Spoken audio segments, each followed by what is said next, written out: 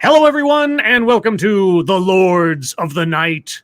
With me, as always, is the Lord of Pennies, Satsu 2 cents. What up, doe? And the Lord of Pain is currently off on granddad duty because apparently, just before the stream started, he got a message saying that all of his granddaughters are visiting, so he will be understandably delayed for a few minutes, and I don't blame him. So all love sent out to him on that one. And I am your host, the Lord of Punishment, Scribe. Hello, everyone. Hello, chat. Hope you are all well. Before the stream started, thank you, McCall, the Driving Ape Man. Another awesome thumbnail. Good job. Yes, 1956's Invasion of the Body Snatchers is one of my favorite movies. The Body Snatchers as the concept is one of my favorite stories. The 79 version is really good as well, if visually a bit dated now, of course. The 1993 Body Snatchers is, not that great. And then, 2006, I think it was, where it was The Invasion with a pre-James Bond Daniel Craig and Nicole Kidman was not good at all. But you can't go wrong with Kevin McCarthy in the original Body Snatchers, except for these studio-imposed bookending scenes that give a uplifting potential ending to the story, whereas it was supposed to end in a dour sensation. I won't give it away for those of you who've never seen it, but I do highly recommend it regardless. Anyway, all that being said, Satsu, how are you? Pretty good. Had a interesting day. Aaliyah was quite adventurous today. She was pretty much out and about the whole day. There's very little time of her being like in her crib with her playpen, and boy, does she like to get into shit. Curious baby. Yeah, chasing her around all day and having her yell at me. We're having yelling matches in the kitchen because every time she comes in the kitchen and I'm in there, I'm like, get out of my kitchen. And she'll stomp her feet and yell at me and slowly stumble her drunk ass out the kitchen. And then be back like 3 minutes later. Thank you, Point Curation. Check out Super Spin Move on YouTube. That's Super Spin Move, all one word, on YouTube. Thank you, Point Curation. Let's see. Well, Monkey's still off. And like I said, if Monkey took the night off to go play with the grandbabies, no hate at all. I would play with grandbabies too. As for myself, I had a relatively sedate day. I've been having a little tummy trouble the last couple of days. Hasn't been fun. And I had a since about last Sunday into Monday, I just had sort of like a overall ugh. And I kind of just waited for it to go away and just kind of like, eh. So today I had my very first video call with a doctor. I'd never done one of those before. Of course, I didn't really have a choice because when I went to the website for the little clinic thing nearby, it said make an appointment. There were no options to make an in-person appointment. It was either a phone thing or you go to their automated deal or you do a video thing. And I'm like, why can't I just go into the... This is because of the pandemic thing, isn't it? Yeah. Okay. And then I looked up, when can I have a video appointment? Or when can I have a phone appointment? And it was like, in 2 weeks. I'm like, 2 weeks? Jesus. When can I have a video appointment? Oh, you can get one this afternoon. It's like the only slot. I'm like, okay. And so I talked with a doctor I was like, I don't know what I'm doing. Does this make any sense? Do video calls when you're trying to like get a doctor to sort of kind of diagnose you make any sense? I don't know, but they do now. Yeah, they do now. So I talked to her for like 20 minutes and listed off all of the points of interest. And she asked me a bunch of questions and I answered them. And ultimately it came down to, well, it doesn't sound like you're going to die anytime soon. Like, well, that's comforting, I suppose. Anyway, thank you, Jonathan Malone. Thank you so much. It has been a long time since I have been both able to listen live and send a super chat. I am still alive and creeping in the background. Well, thank you, Jonathan. Appreciate it so much. Yeah, I mean, I got a message the other day from somebody on Twitter who I used to talk to off and on DMs like years ago now. And I hadn't forgotten them. It's just that I hadn't heard from them in so long. It just kind of slipped from my memory, you know? And there are so many people that we've talked to and so many viewers on this show that are still in my head and I still think about from time to time, but it just like I just assume that they're fine off somewhere in the distance since we don't see them that often. You know? Right. Yeah. Like I think Diesel Dave was probably like the model for that notion. It's like I hope he's okay because I haven't heard from him in a while. And then he comes back and is like, yeah, you know, life just kind of came in. I'm like, yeah, okay. So if anybody listening right now, you've been around a while, and you know we know your name, we haven't forgotten you. And I hope, and if you're listening to this in the future, in the past, or offline when you can't come on and join us live, I hope you are all well, as I always say. But especially if you're one of the regulars that we don't see very, like Zenith. I don't even know if Zenith is still around anymore. I hope so. I think maybe once in a while he's on here. And then you know who I always wondered what happened to. Yeah. Well, actually, maybe this might be before your time. I can't remember. Better Read Than Dead. We had a person on Better Read Than Dead. That might have been SDA's era more than anything else. Yeah, that one doesn't ring a bell. There was I think I told you guys this story before. Around the time I first started doing my my game streams back when T Bing was still a YouTuber. Mm-hmm. She used to come in my chat all the time, and there was a dude who showed up one time. He was in my stream one time ever, and we never saw him again. He was like, "Hey guys, just stopping by. I got a big interview today. Wish me luck."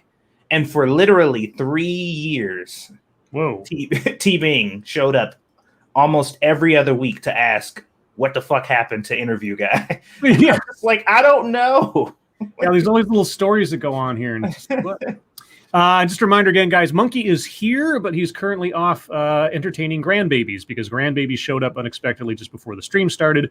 So presumably he'll be back in a bit. But like I said, if he's not, if he effectively decides to take half a night off or the whole night off, I wouldn't blame him if he's got 3 little happy little babies to visit and be grandpa to. So we'll see what happens. But otherwise, guys, Monkey Dick, Jim Jones, movies, video games, hit that like button if you haven't already. And many of you haven't. So, you know, we're all in good stead. And please share our stuff. Share it far, wide, and sideways. All 3 of us, in one way or another, have stuff to share, either on our main channels or in Satsu's case on his cooking channel, or in Monkey's case on his gaming channel. And just in general, if there is a content creator online that you particularly like, tell people that you do, because YouTube will not. Thank you, Bacala Driving 8 Man, for the communistic thumbs up. Appreciate it. Thank you so much. And but with that, let us move into the schnews. I'll set that one aside until Monkey comes back, if he comes back in the near future. So let's talk about this one. Lori Loughlin has been sentenced, as well as her husband, for the college admissions cheating scam. Satsu, if you don't already know, can you guess how much time Lori Loughlin got in prison? I don't know, like 2 years or some shit. Chicago Mike, thank you so much for the Dogcat Fox. How's it going? Goes all right. Except for Lori Loughlin, but not as bad as Satsu imagined. She gets 2 months. Oh, damn. Well, I was trying to go low because I'm like, it probably ain't that much, but damn, much less. Yeah. Lori Loughlin sentenced to 2 months in prison in college admission scam. Her husband, Massimo Giannulli, got 5 months. Now, why is that? Well, I think, and I'm reaching back in my memory here. I'll read the story in a second, but just to test my memory, I think it's because he had a more direct hand in the exchange of money. Probably more communication directly about it than she did, but she was obviously part of the conspiracy, but he was sort of at least on record, the mastermind. Right. Yeah, 2 months sentenced, probably be out in 1 because of good behavior and all that fun stuff. Thank you. This is Kyle. Hello, chat people in Lawton. Don't worry, I could take Monk's spot. Wink, wink, nudge, nudge. Hey guys, I'm back. Welcome back, Monkey. Thank you. And okay, well, now obviously we have to back up a little bit. So, Monkey, how are you? And probably more importantly, how are the 3 grandbabies? Well, only 2 of the grandbabies are here. The oldest and the youngest. And they seem to be happy and having fun. So now I was telling everybody, if you wanted to take the night off to go play with the grandbabies, we're not going to stop you. They'll be going to bed shortly. This is way past little butt's bedtime. Oh, okay. All right. Well, I was just telling Satsu in the audience here about what Lori Laughlin's fate is. Do you know already what she was sentenced to? I came in while you were talking about it. She got 2, he got 5 months. Yep, she got 2, he got 5. Actress Lori Loughlin was sentenced Friday to 2 months in federal prison for her role in the college admission scandal, a fate she and her husband Massimo Giannulli initially tried to avoid after they were charged. Loughlin also will serve 2 years of supervised release, during which she must perform 100 hours of community service and pay a fine of $150,000, according to the U.S. Attorney for the District of Massachusetts. She was sentenced just hours after Giannulli, who received 5 months in prison, a $250,000 fine, 2 years of supervised release, and 250 hours of community service. Both must surrender to the U.S. Bureau of Prisons before 2 p.m. on November 19th. The sentencing brings to an end the saga for Giannulli and Loughlin, who became the face of the college admission scandal and are arguably the parents with the highest profile who admitted to paying the scheme's mastermind, William Rick Singer, $500,000 to get their daughters into the University of Southern California. So this little endeavor to save their daughters from the terrible fate of working for a living will now cost them $900,000. Wow.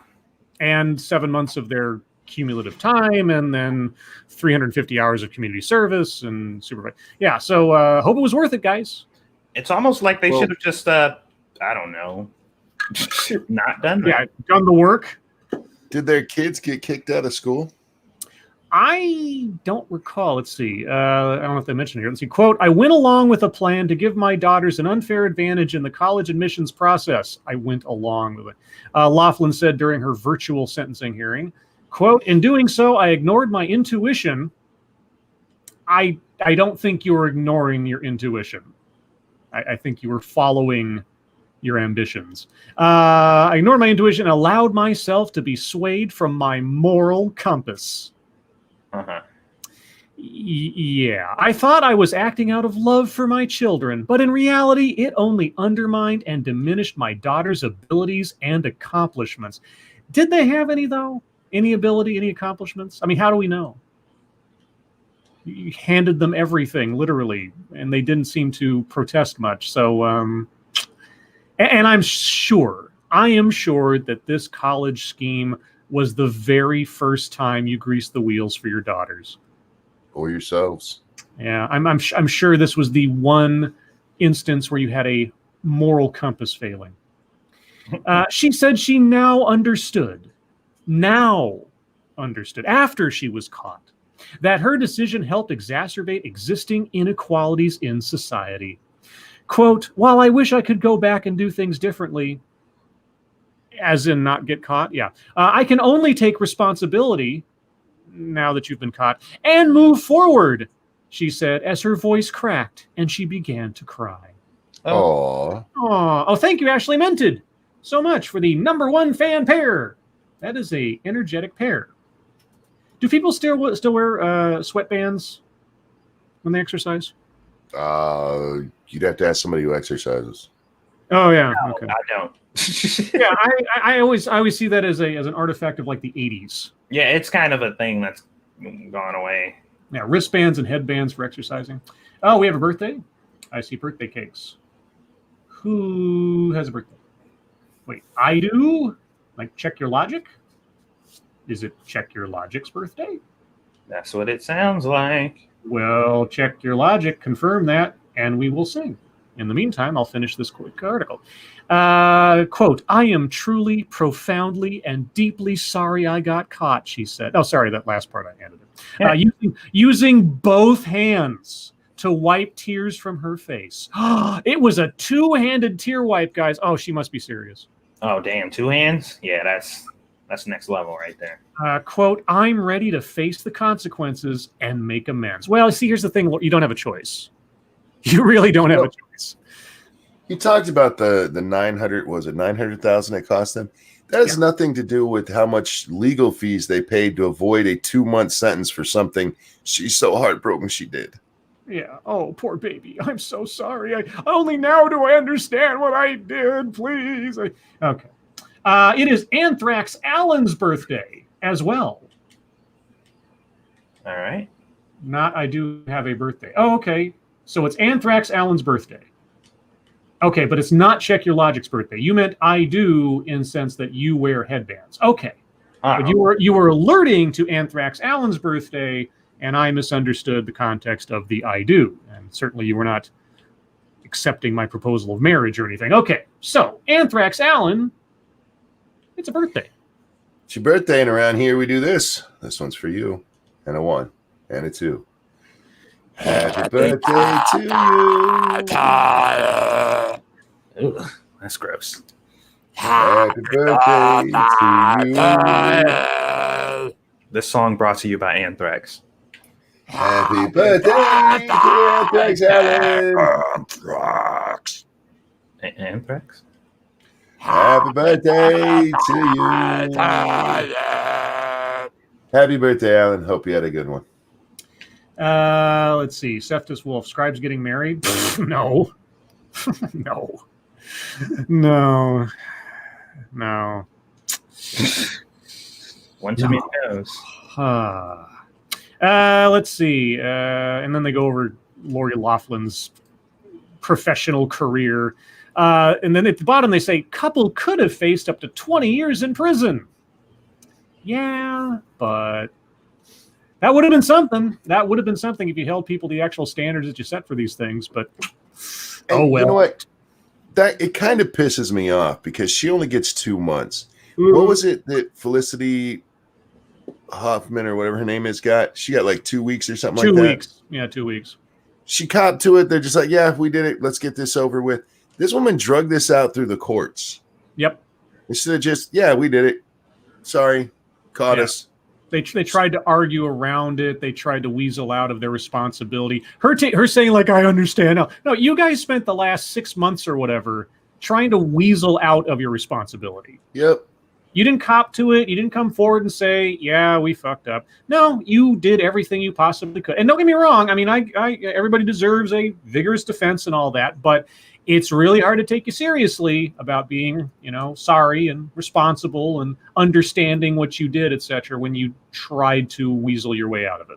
So, anyway, that being said, I'm going to move on to the thing that I saved for Monkey to return back.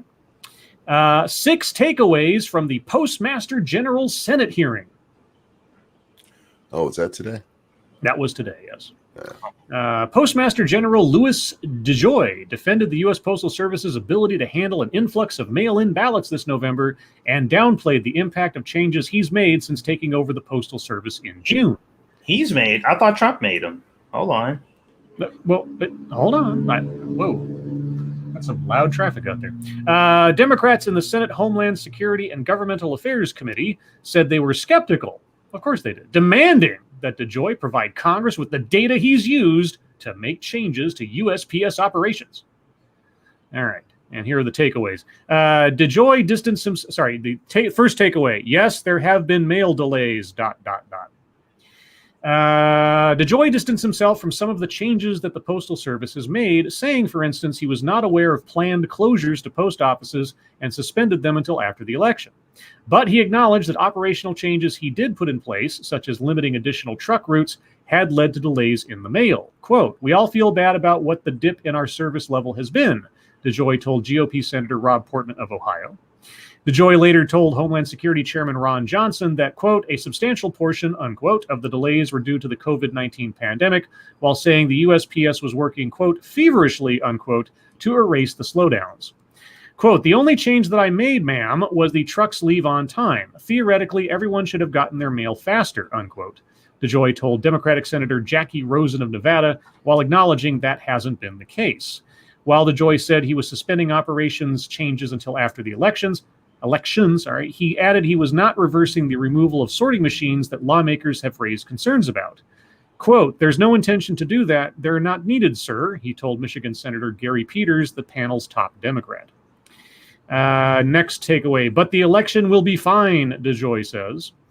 DeJoy was unequivocal that the Postal Service would be able to handle the volume of mail that an expected surge in ballots will cause heading into November.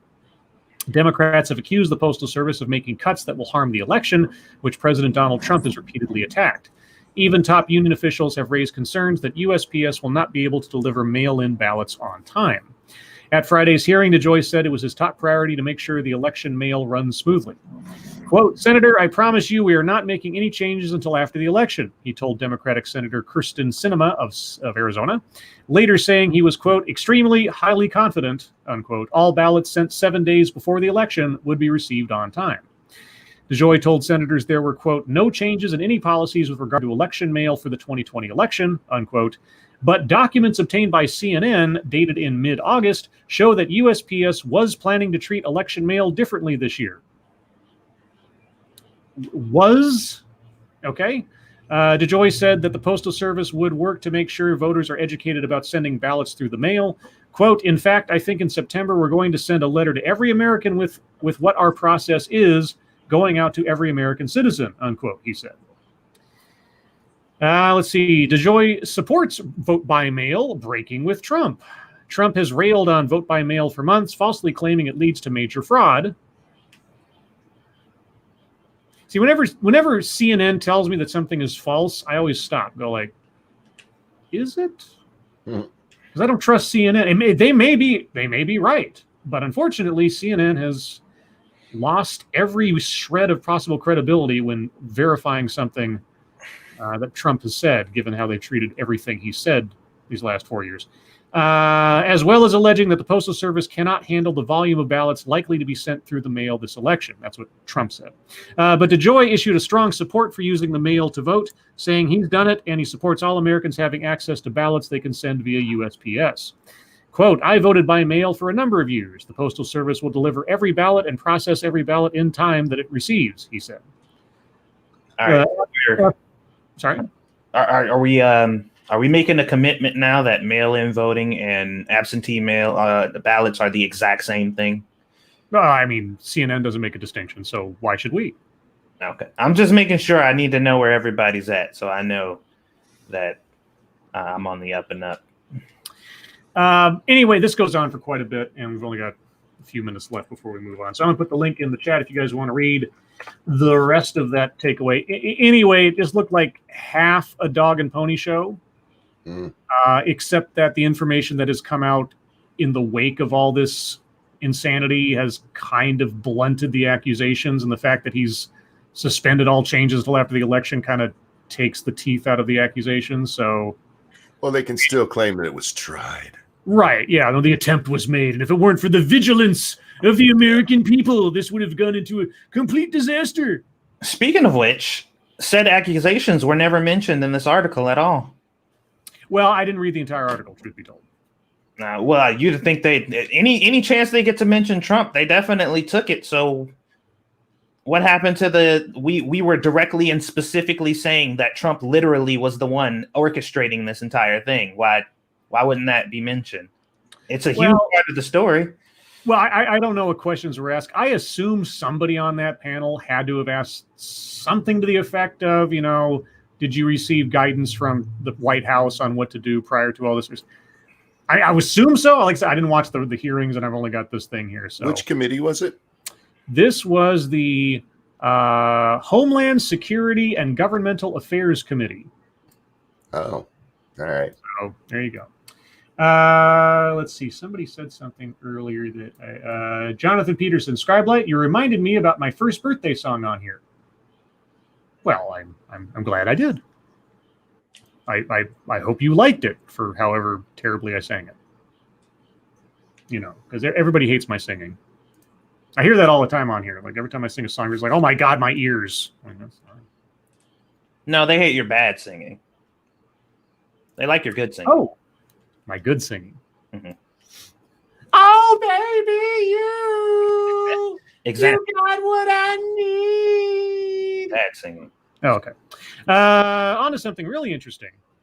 Justice Department says former Green Beret allegedly provided secrets to Russia. So we got a spy story.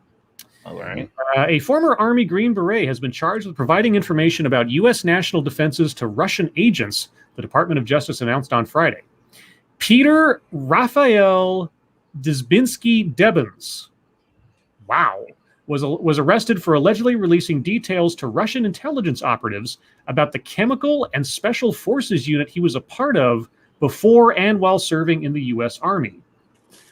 Prosecutors with the Eastern District of Virginia say Debens met with Russian operatives on multiple occasions from 1996 to 2011 and was even assigned a code name, Ikar Lesnikov, by Russian intel agents.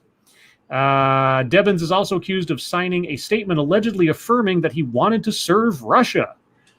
The FBI alleges that, quote, Mr. Debens knowingly provided information to self-proclaimed members of Russia's intelligence service, the GRU, said James A. Dawson, acting assistant director in charge of the FBI Washington field office. Quote, as a member of the U.S. Armed Forces, the American people and his fellow service men and women should have been able to trust Debens with secrets and information, said Alan E. Kohler, FBI assistant director of the Counterintelligence Division, in a statement. Quote, Debens allegedly fell very short of that, that's an understatement, and exploited his role in the military and his fellow service members to benefit one of our top adversaries for years. What did he get in return? I'm wondering. They sell out or something? They don't say.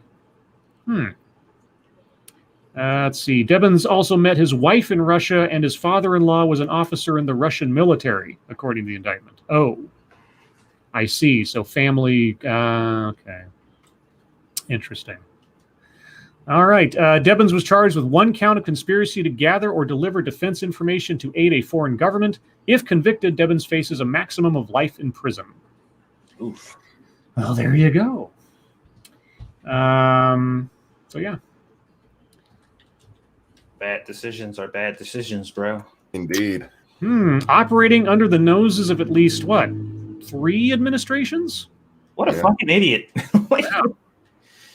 Yeah, I'm always fascinated by these, moles in our intelligence apparatus and how they get away with it for so long and everything else. There's a couple of good stories about. There's a couple of stories about guys who just like operated in secret for years.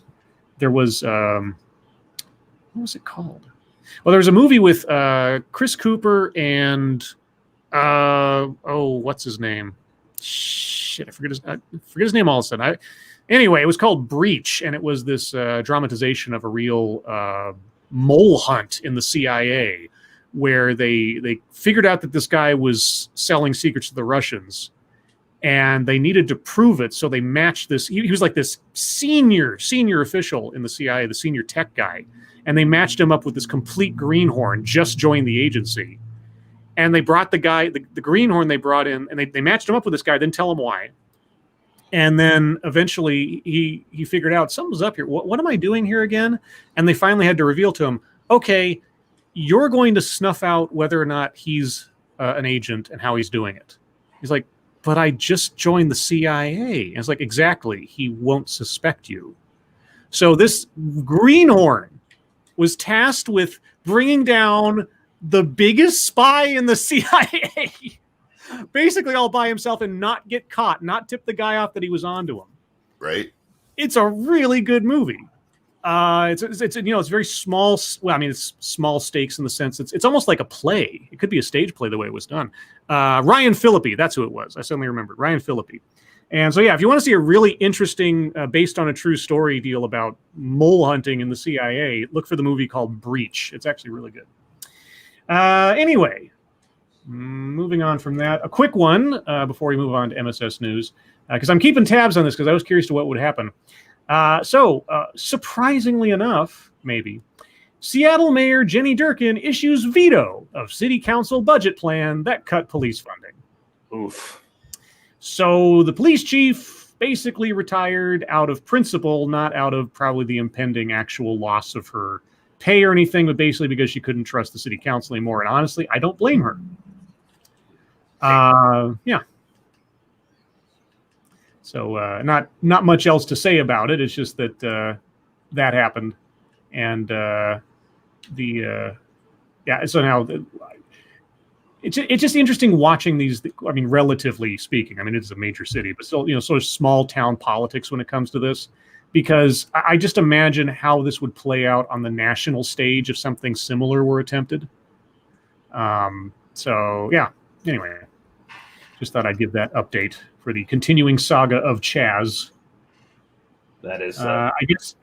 If the thing had gone through, they would have lost, I guess, 100 some odd officers rather than the 680 that they actually wanted gone.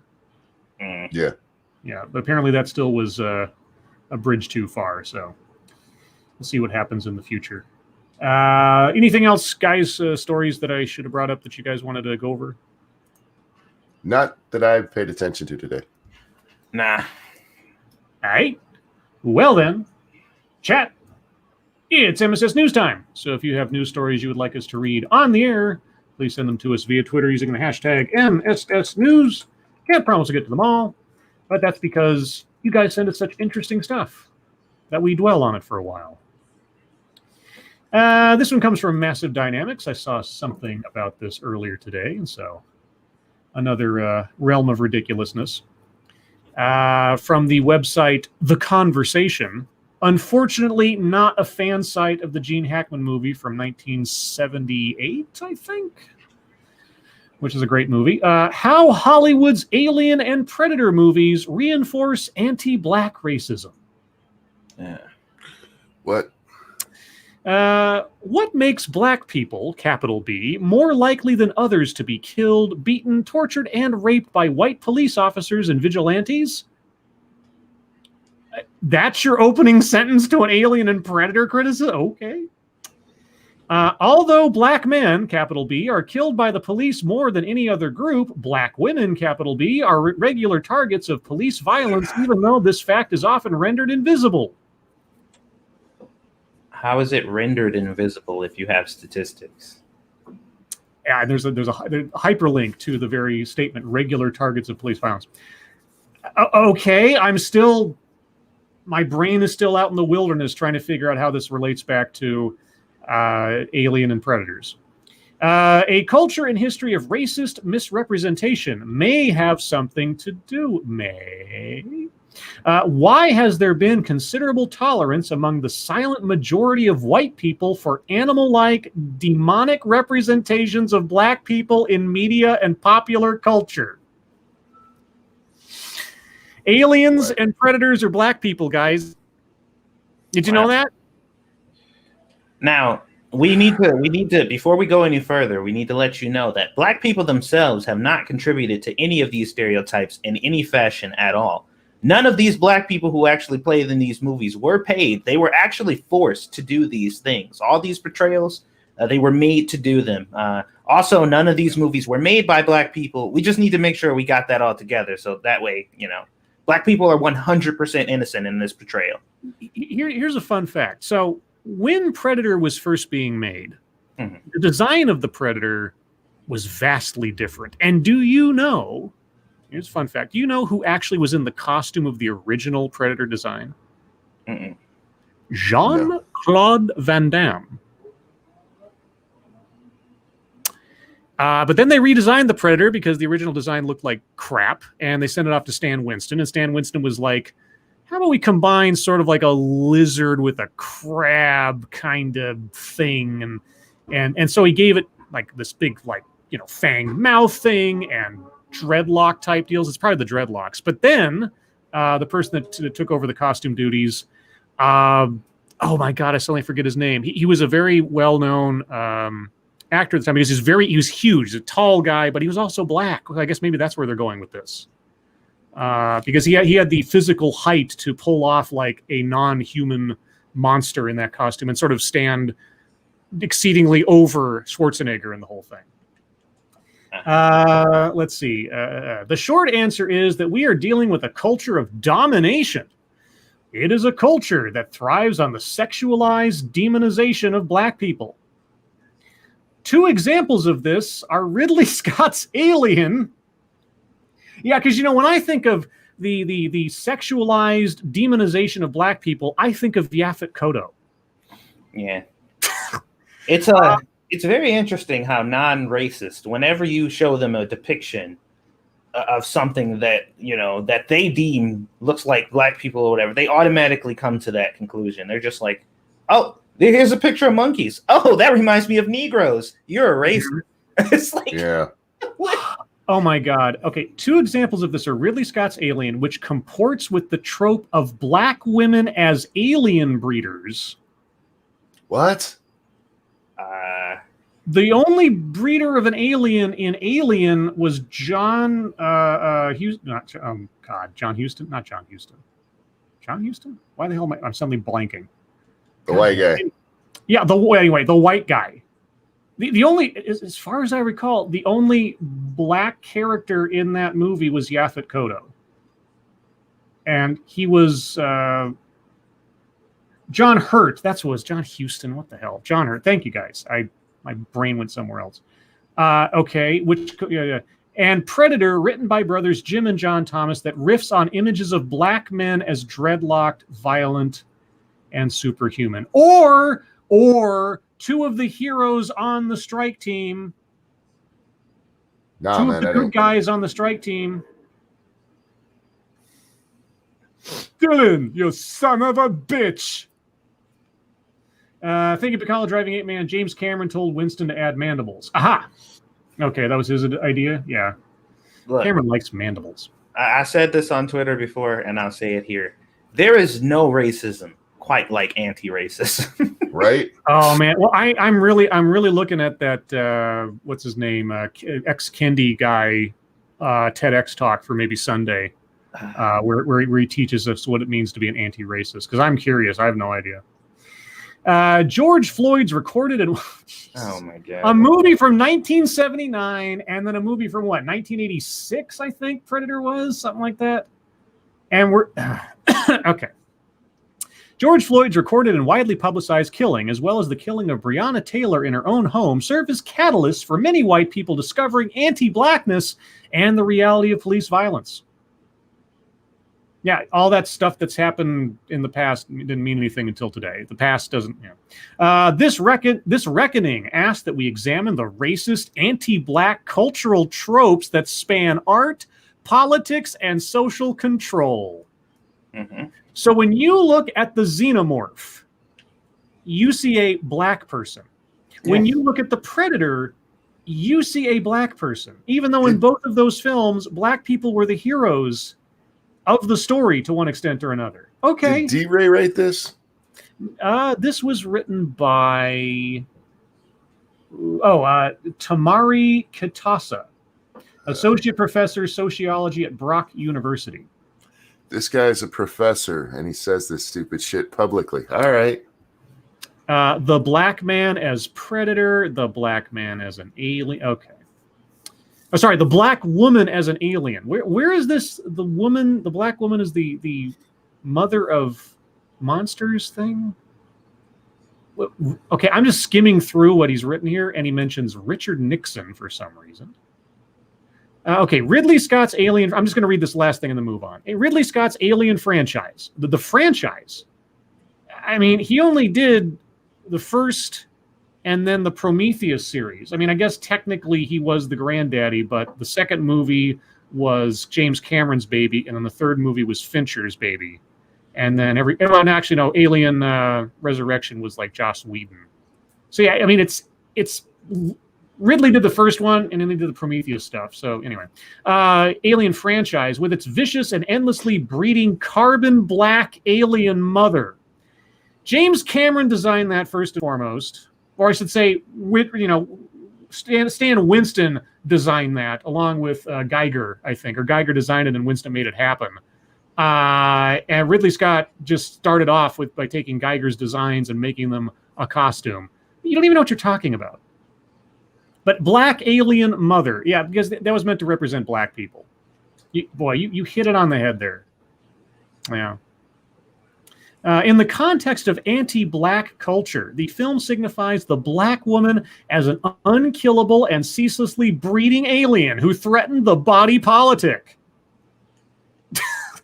That is quite an opinion to have about Black woman author of this. Yeah, no shit. Wow, that's yeah. So you see a giant killing machine and think of a black woman. Yeah. That's what you see. All right. All right. And then, of course, the predator you see is a black man. Well, I care not to hear any more of your racist perspectives. Moving on, we'll go on to one from Frosted Glass, because why not? That was practically a Frosted Glass typed article, but so this is from, if you can believe it, Medium, and from the subheading B is for blog. Now that's remedial enough. So the headline is, I'm an Asian American who didn't get into Harvard and I support affirmative action. Okay. Why? I mean, did you not get into Harvard because you were discriminated against? Right. Or are you a fucking dumbass? Yeah, well, that's the other thing too, yeah. At the start of the hour, I received an email indicating that an update was posted to my application. Okay. My friends and I immediately quieted down in my living room, some of them checking their own online portals on their smartphones as we prepared to receive perhaps the most consequential outcomes of our entire high school careers. The hitherto uncertain fate of the next 4 years, where we would call home, where we would call home, who we would meet, what we would become, would eventually be clarified after the seconds in which our smartphones struggled to process the digitized results. Were you an English major by any chance? When my page loaded, my elation was soon deflated into a nonchalant disappointment made trivial by the half smile I fronted. I didn't get into Harvard. Despite having maintained a perfect report card for the previous 4 years, participated in impressive extracurricular activities, wrote deeply intimate essays showcasing the joys and follies of my adolescent character, and otherwise manufactured an impeccable application, I was still not deemed worthy to be admitted into one of the most prestigious universities in the world. Even at my best, I wasn't good enough. Though I received my rejection letter just over a year ago, I still remember that day as if it were yesterday. I'm nonetheless happy where I ended up, but I continue to speculate on why I didn't get into Harvard, even when I felt confident and self-assured about my personal worth. Maybe you had an overinflated sense of yourself. Yeah, when you list your own extracurriculars as impressive. Yeah. Maybe you were arrogant. Maybe I was going to use a bad word there. Your bitchiness came through in your application. Did I botch my interview? Maybe the interviewer just didn't likely. I think he meant like me. Did you write this with your smartphone? What if I left a typo in one of my essays? I love it. I love it. Yeah. Okay. Well, I think it's entirely possible that you did. I don't know why I suddenly feel the notion that perhaps you left some misspelling somewhere in your application. I don't know. James Colley, thank you so much. I'm thinking, James Colley, thank you so much. Maybe David Hogg took her spot. Oh, that fucking timing, though. Oh my god, that's amazing. Oh, that's funny. That was way too. Maybe the interviewer just didn't likely. What if I left a typo in one of my essays? I guess I just came off as trying too hard. Could I have done something differently, or was I always destined for a crapshoot? Well, you could have proofread. Just an idea. At the same time that I nitpicked over the flaws, no, you didn't, not here anyway, which unqualified me as a candidate, Harvard was also weathering a controversy around affirmative action and the ways in which the consideration of race in their admission process allegedly discriminated against Asian. Allegedly. Allegedly. Okay, look, this is what brain fucks me. The consideration of race to let only white people in absolutely and 100% stops dark people from getting in. The consideration to do the complete opposite, there's no proof that it does that. Then why are you doing it? Why are you doing it if it doesn't do that? I don't know. I bring this up nearly every time they mention like diversity inclusion programs and companies. I just want to ask. I just really want to be on one of those panels or in the audience. I really want to ask. Okay, I'd be curious to know at what step in your hiring or promotion process do you consider race? Whether is it at the beginning? Is it at the end? Because I'll tell you, wherever it happens, that's discrimination. Racial discrimination, that is a violation of civil rights laws. Why colleges get away with it, I don't understand. But anybody who says allegedly or supposedly, blah, blah, blah, when it comes to affirmative action, no, you lost the plot immediately. Thank you, Keldrig. I bet she was an average student with nothing exceptional about her. Likely.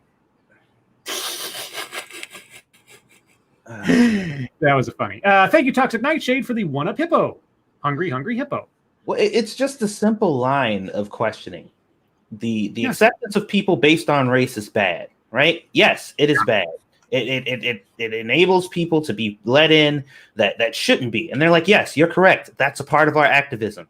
So you said you're doing what now? We're enabling people to come into the school based on race. And I'm like, but that's bad, right? It's like, no, not at all.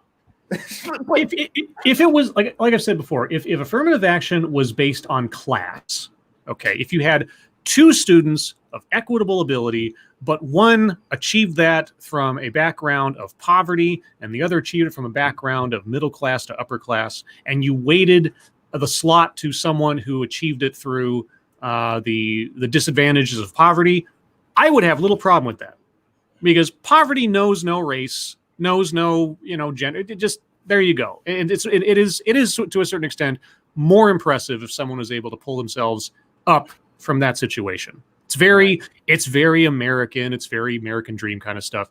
And I don't have a problem if it's weighted on class. Okay.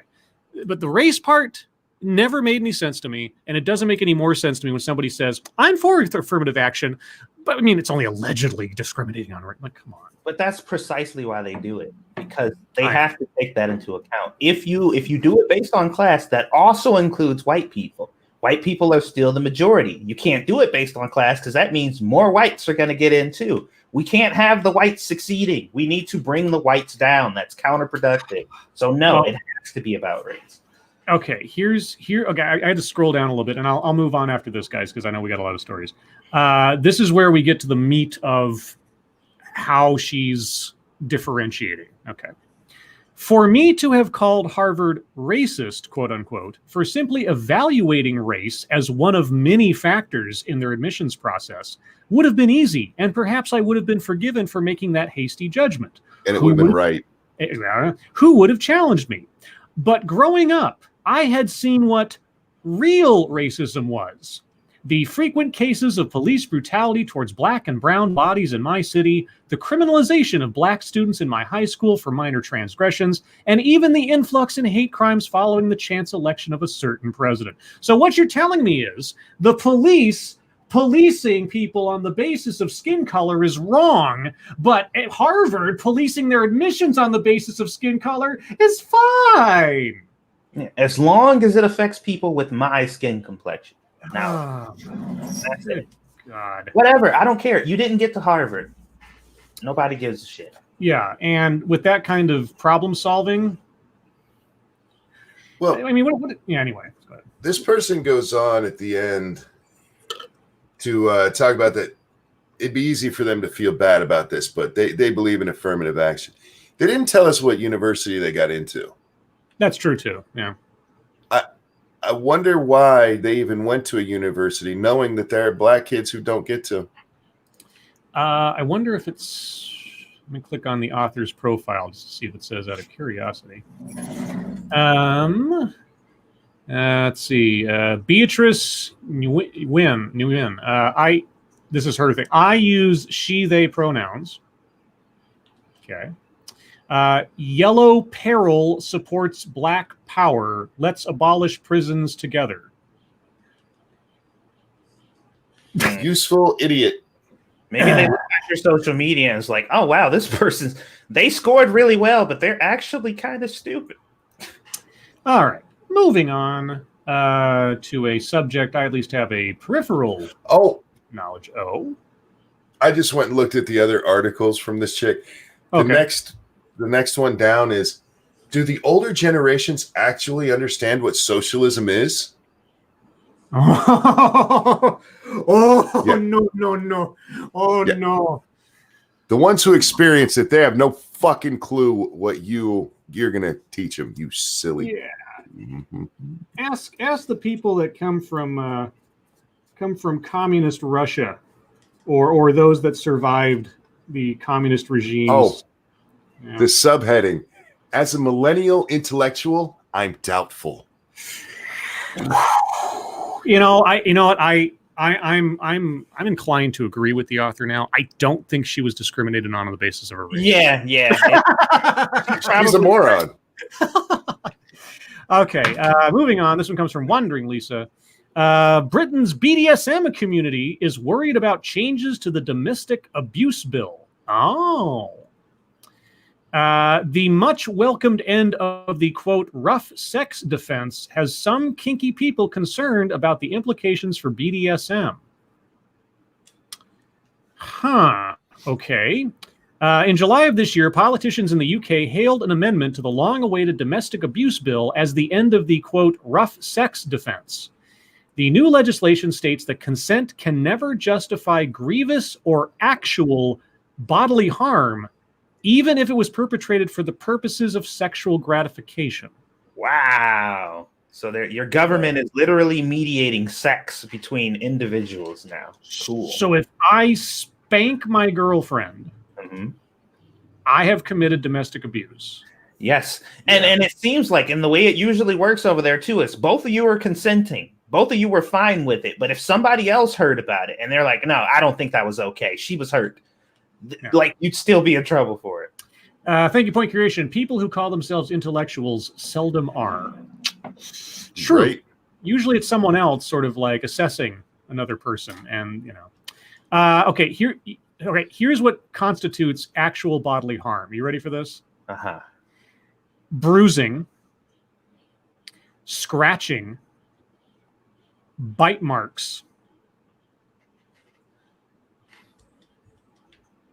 So, as I'm sort of brushing some dirt off my shoulders here. As has happened a couple of times where I've had scratch marks on my back from my partner, I could charge her with domestic abuse. Oh yeah. Okay. She had no right to hurt you like that, bro. Right. And the cherry blossom pattern of non-injurious bruises I left on one girlfriend at one point that she really liked, actually, just because it looked pretty, I'd be in deep shit. Okay. Interesting. That's how it goes, bro. Yeah, so even if it's consensual, if someone, like, and here's the scenario I'm thinking of. Two consenting adults, they're in a relationship, casual or committed, whichever, and leaves a bruise in the course of fun, and then concerned friend sees bruises on the lady's arm, and the lady honestly just like brushes it off as, we just got up to some things last night. Call the police. Call the police. Yeah, exactly. And then they come and talk to her and like, where'd you get those bruises, ma'am? Well, I mean, from my husband. Get him! Ah! Yeah. Great. I plan someday to visit the British Isles. I will never stay. And in fact, I may try to convince some of my across the pond friends to come back with me. Oh, well. Thank you, Wandering Lisa. Moving on from that. Thank you, Cryptic. 6:30 is my favorite time of the day, hands down. Oh, because MSS News? Oh, yeah, man. Let's see. This one comes from the original Shroom. And we'll do a couple here because that affirmative action one took a little bit. Sort of that Predator one. Is this actually a story? It is. It's one of those stories where they split up like 5 lines of dialogue all the way down a giant page. shit. White House reporter makes dopey joke over President Trump's RIP tweet for his brother Robert. Oh, well, if you think that's bad, you should see what Cenk Uygur did today. I'll read that in a second. So, I mean, that'll be supplemental to this. President Trump hosted a funeral service for his recently deceased brother Robert at the White House on Friday afternoon. CBS News' Mark Knoller called it a somber moment. President Trump later tweeted, "Robert, I love you. Rest in peace." But to White House reporter Andrew Feinberg, this sounded like the perfect time to make a dopey joke. And I can't see it because the images of whatever it is are cut off on the article. I don't know why that is. Is that? Let me try something real quick on the off chance it's because of. Is it ad block that's doing it? No, they're just not there. So I don't know what the dopey joke was, but I will read you what Cenk Uygur said. So here's what he said. So Donald Trump tweets out, "Robert, I love you. Rest in peace."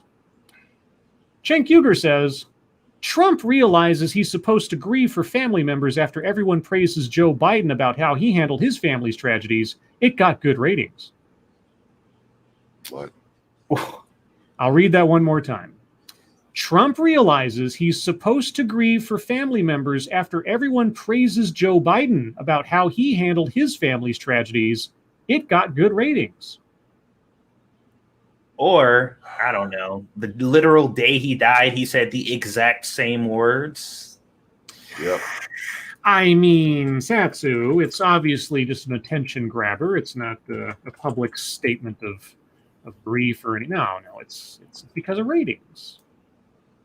Well, thanks, I love Cenk. it when inhuman and disgusting people reveal themselves. They're just like, this is the type of thing I would do. He's a piece of shit, so I know he would. It's just like, no, okay. You're just a piece of shit. Sorry, the original Shroom gave me the context. To Scribe Light, he said that Twitter doesn't work in the hereafter. What? That was the CBS reporter's response to Trump tweeting out, "Rest in peace, brother," basically. Twitter doesn't work in the hereafter. I'll say it's not as bad as Cenk. That's a little rough around the edges. Just a bit. Yeah. All right, let's do at least one more here. If I can find one. We already read that one. Here we go. This one comes from the Jack the Motherfucking Cockring. And it is an update to a story we've been following off and on for the last several days. Portland truck attack suspect Marquise Love surrenders, says police. The guy who kicked the other guy in the head. Oh, yeah. Let's see. Portland police have arrested the 25-year-old man accused of viciously attacking a truck driver who was seen on video being violently beaten, jail records show. Marquise Lee Love turned himself in and was booked in the Multnomah County Detention Center on Friday, shortly after 8:30 a.m. local time, according to jail records. He was charged with assault, coercion, and rioting, all three of which are felonies. Police later confirmed the arrest in a news release. Quote, "I am pleased the suspect in this case turned himself in and appreciate all of the efforts to facilitate this safe resolution," said PPB Chief Chuck Lavelle. Quote, "Thank you to all the members of the public who have provided information and tips to our investigators. Your assistance is very much appreciated." Love, who also goes by the name Keese Love, appears to have been captured on video repeatedly punching and kicking a man who was later identified in reports as being Adam Hayner. In a recent interview with the local affiliate Fox 12 Oregon, Hayner said after crashing his car, someone was yanking him out of his truck before I even got my door open. "I was just standing for myself as a citizen," he told the station, "and if you can't do that on a street, then what can you do?" Hayner was seen on video revving the engine of his truck and slowly rolling the vehicle forward until he speeds away, all while people from the group can be seen running up to the vehicle, kicking and shouting at it. Just moments before he drove off, someone from the crowd was seen punching and jumping his girlfriend, who was later identified in reports as Tammy Martin.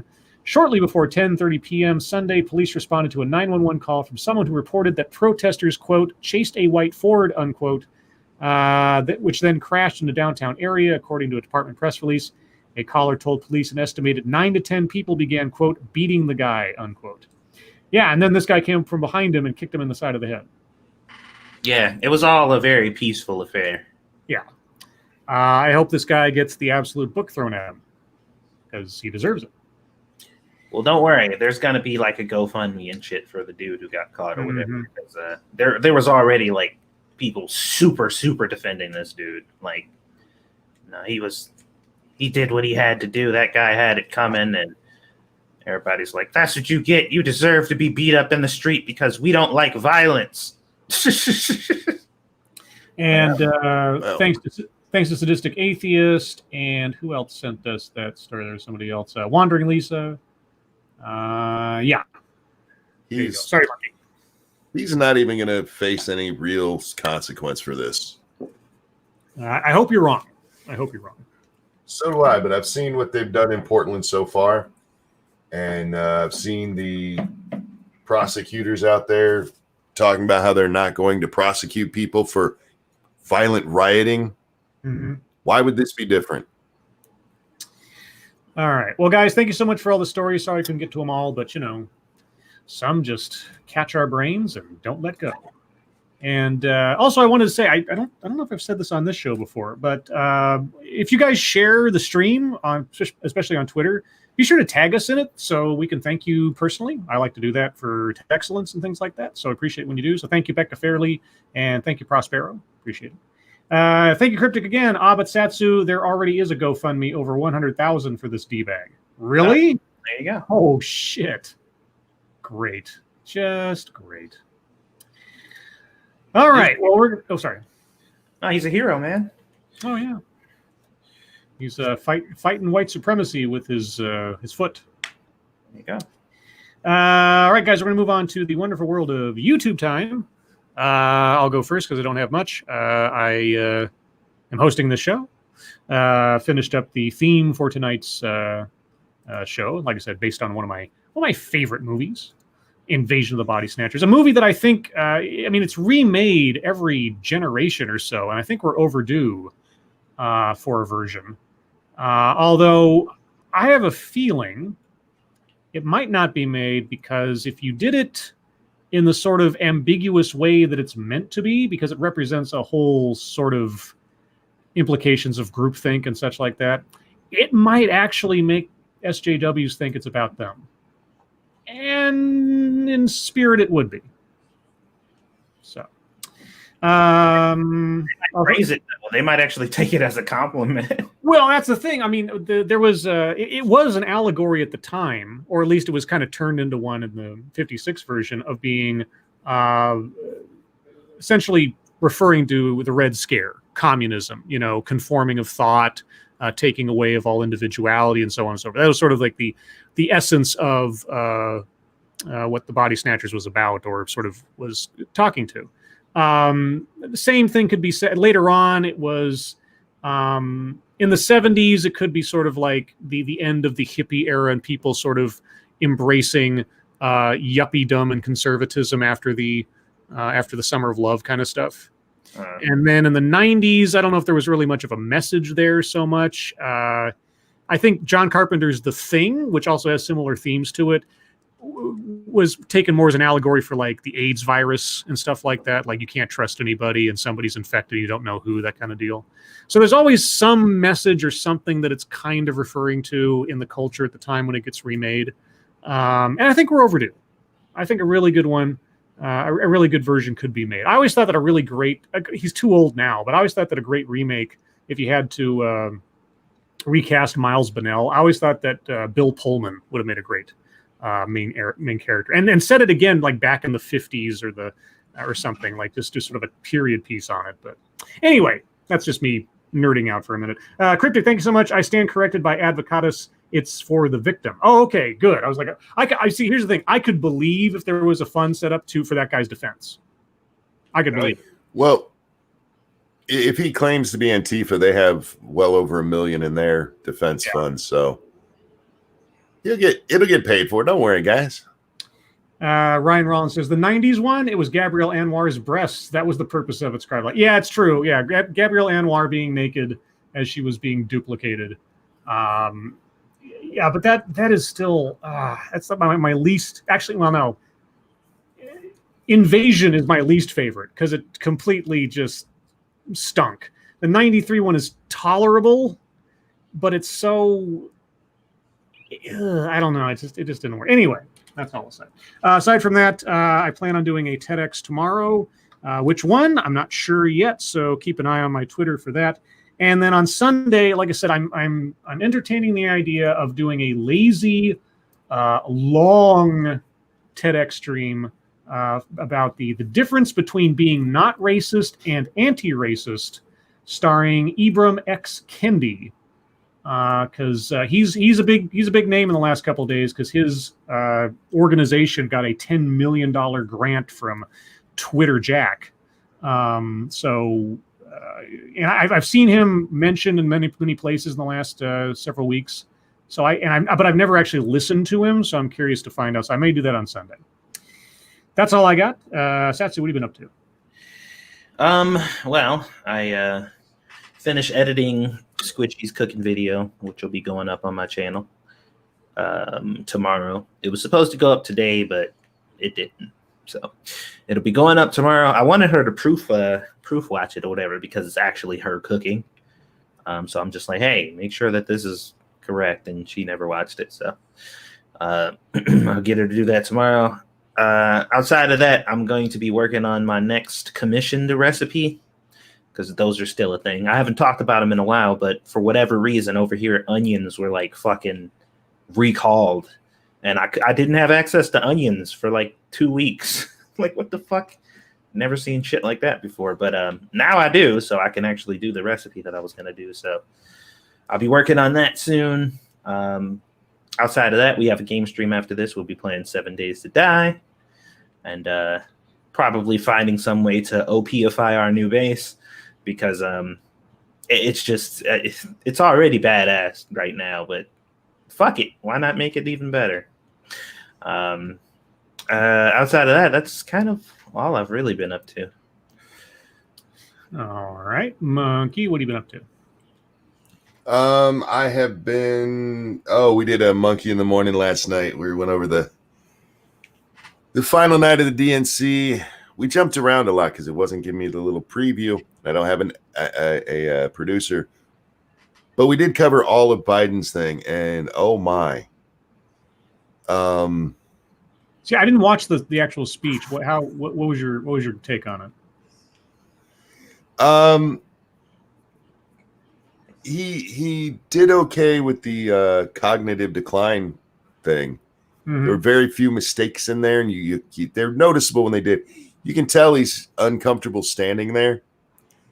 So on that front, he did well because no major goofs. There was one part, I forget what he said, but he forgot one word. So it turned something he was trying to say that would have been positive into something negative. And it was just because he forgot the word never. Oh, okay. Yeah. I mean, it happened. So like I said, mind your nitpicks on that front. He looked okay. What he actually said, though, oh my God, a bunch of nonsense.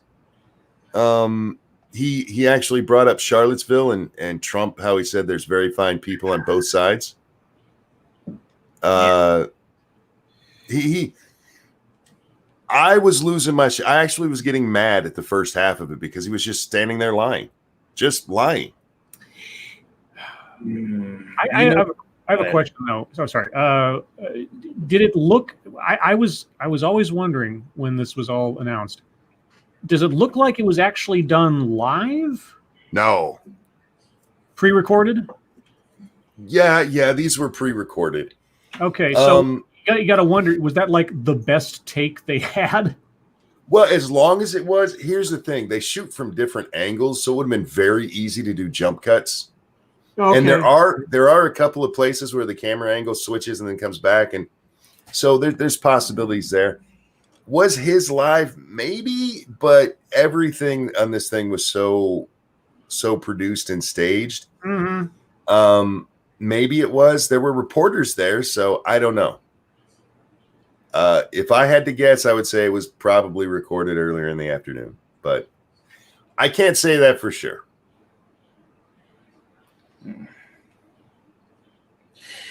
Well, I'll save my comment about that for fucketry. Okay. Anything else, Monkey? No, that's it. All right. Oh, I could not get to my mute in time. I'm so sorry. Thank I you, was Cryptic. trying. Thank you, Cryptic. Joe has a hand up his butt like a good puppet. Or at least an earpiece in his ear. He did a decent enough job with it, and it wasn't that hard of a speech, but it was just repeating things that either completely ignore his own history or flat out misrepresent what's going on. So for fuckers, I don't have a whole lot. Thank you, guys. Oh, Gesundheit.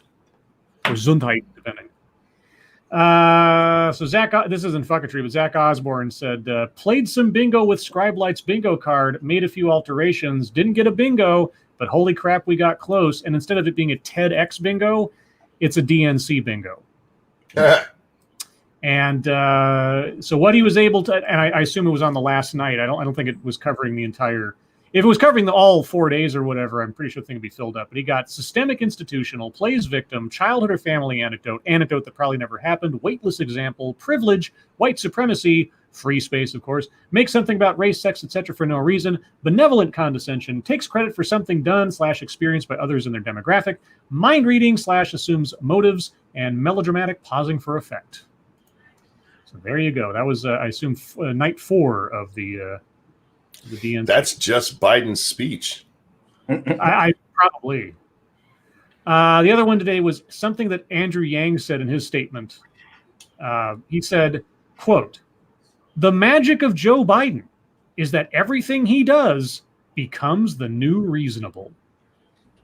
And I said, avoiding the press, insulting voters who ask questions, insulting reporters who ask questions, filtering cabinet positions by gender and race, sniffing people's hair, finger nibbling. Got it. Yeah. Kissing other people's daughter, like underage daughters. Like, oh, wow, yeah. That's quite a statement there, Yang. And then this is just an oddball thing. I don't understand it. CNN put out a breaking news tweet earlier today. And it said, U.S. intel shows that officials in Wuhan, China, kept senior officials in Beijing in the dark for weeks about coronavirus.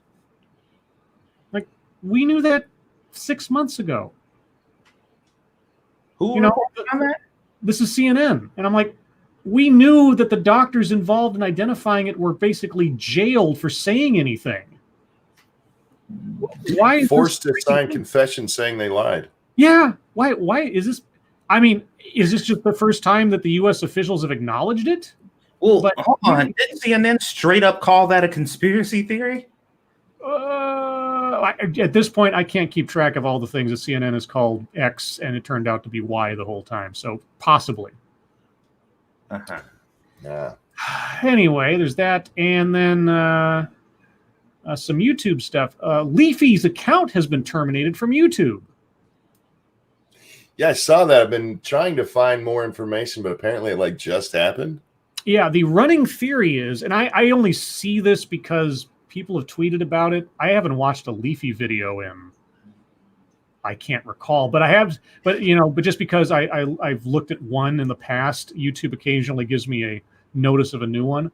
I guess he's been doing a series on Pokimane lately. So the running theory is that some of her rabid followers decided to flag him down and get him taken out for harassment. Oh, he got simp armied? Yeah. That's the theory. I can see that, but I don't watch Leafy, so I don't know if there's something he said that was deserving, I used to watch Leafy way in the olden days, before, when he only had maybe 1 million subscribers or something. In the long ago. Yeah, the long ago when he was just ripping people up, and it was hilarious because I hadn't watched anything like that before at the time, and I gradually just got tired of it because it was just sort of whatever. Or he's talking about things and people I didn't know or care about. I think it was around the time. I think I stopped watching around the time that, and I didn't watch every video, but around the time that he did his fake meetup fight with Billy the Fridge. I think that's around the time I stopped watching. Either way, but I had an idea of what he does for his content, So when I saw this, I was like, what could he, after all these years, what could he have possibly done by now that he hasn't already done for the last forever? Right. And then I was like, oh, wait, there's that Pokimane thing. So maybe that was it. Thank you, Cryptic. Kissing his granddaughter on the lips is normal. Yes, Cryptic. Yes, it is. Now, according to Andrew Yang, it's the new reasonable. Everything he does. Like, do these people think about shit before they say it? Everything he does. Lastly, this is something that I guess is in Satsu's neck of the woods. There's something called Red, Wine, and Blue. It is let me get the official title here, Harnessing the Power of Suburban Women to Help Change Ohio's Future. And they tweeted out this today. Meet Gail, your typical suburban housewife. She is known for her lavish dinner parties where guests are treated to a heapin' helping of reality. And it's a woman standing at a very finely set dinner table with a bottle of wine in the middle, and she's holding a glass of red wine, and she's got a little cocktail dress on. He's standing there with a serving plate, and on that serving plate is Robin DiAngelo's White Fragility. Of course. And I'm like, I would love to attend that party. Was this one of those parties that people pay to have those two chicks come tell them how racist they are? Oh, I can only imagine, sure. And pay them thousands of dollars or whatever. Yeah, it's like between the group, they have to raise like $5,000 or $10,000. Yeah, it's expensive. Now, I don't know if this is just a publicity shot kind of thing or if she's actually doing this, but if they actually hold parties like that, I would love to attend that one. I have a lot of questions. White people, send me money. I will tell you how racist you are. I mean, Robin DiAngelo gets $20,000 to show up for a workshop. I mean, like I said, I'll take half of that, and I'll take half of that. And I'll go for 3 days. I'll do 3 days of 8-hour shifts for 3 days, just telling you how terrible you are and going over all the same talking points that I've heard and effectively had to memorize over the last 4 years. And it'll be basically the same thing. I'll say it even in a condescending way so you know that it's real. Anyway, that's all the fuckatry I've got. Satsu, what do you got? Well, in regards to the Joe Biden thing, because everybody was posting the actual quote of what Trump said when he said very fine, because he did in fact say that there were good people on both sides, and he elaborated. He said there were good people on the other side, but some of the black hooded people were coming out and they were starting all this stuff, and it was bad on their side, but there were people who were on the other side that weren't there for the neo-Nazi stuff. And he specifically said, I'm not talking about white nationalists or neo-Nazis. Those people need to be condemned. He specifically said those exact words. And it's there. It's all there. You can watch the clip. You can listen to the audio. You can read the transcript. Like everything, every single piece of thing is there. And somebody said, as a defense, they said it is bullshit to claim that he did not say that, because he did, in fact, use these specific words. There are good people on both sides. And then he said, and if you just look at that, then you can't call people liars. He did say that. And I'm like, wow, that's actually amazing. I was just like, damn, that's all it takes, huh? Okay. So even though he did specify specifically that he was not talking about white nationalists or Nazis, and he did single out the groups of people who he said were very fine people on both sides, which included both the protesters who weren't being violent and the people who weren't there that were representing white nationalism. It doesn't matter. And this thing, I'm telling you, like, I have never seen something so openly available before in my life. Something so easy to debunk in 5 different media forms. You can go check it out in. And people are just like, nope, I refuse to believe. And so one of the comments said, who are you going to believe? Your lying ears and eyes or Trump? And I'm like, your ears and eyes, did you see it? I'm so confused. And this was from a person who literally didn't see that, like, he didn't watch the clip. He didn't listen to it. He has no idea what was actually said. He only knows what he heard. But his comment was, who you gonna believe, Trump or your eyes and ears? I'm like, we live in an amazing time. Before you go on to your next one, if I can jump in there, because one of mine was about that very similar thing, where it was, who was it? Media Matters. Yeah, they put out a thing today about, the right wing keeps lying about what happened there. Yeah. They put out a whole article, and they put the video in there. And I had to timestamp it for the guy because he's like, they just keep repeating this lie that he said that it was that he downplay, or that he said that there were bad people there too, that the white nationalists in them should be. What was the word he used exactly? Condemned, I believe. Condemned. Yeah. And all of the comments, all of them in that guy's post, I can't believe it. The post itself, it mentions what he said about there being very fine people. And then it says you can compare statements, and it gives you all of the statements except for the rest of that statement, of that fucking press conference. Yeah. It's 2 minutes in. It's less than a minute and a half from the very fine people statement. It's not even at the end of the video. It's a 4-minute video. It's halfway through. Yep. And I'm like, you guys can't even make it halfway? It's literally in the video they fucking showed to prove it didn't happen. And that's why I said, dude, these fucking reports, they are so unbelievably brave now that they will flat out lie to your face and then present you with something that literally tells you the complete opposite. And they know, like, you're stupid enough. You are dumb enough to believe this anyway. I am telling you a flat out lie. And then I'm handing you the evidence that what I told you is a lie. And you're still going to believe it because you're a fucking idiot. And I know that you are. Yeah. Like, yep. I asked the guy if he didn't watch it or if he just knows his audience is too lazy or too stupid to do it themselves. Because that's the only thing that makes sense if you're going to do that. If you're going to give me the evidence that you're a lying prick, you must think I'm not going to look at it. And in fairness, most people don't.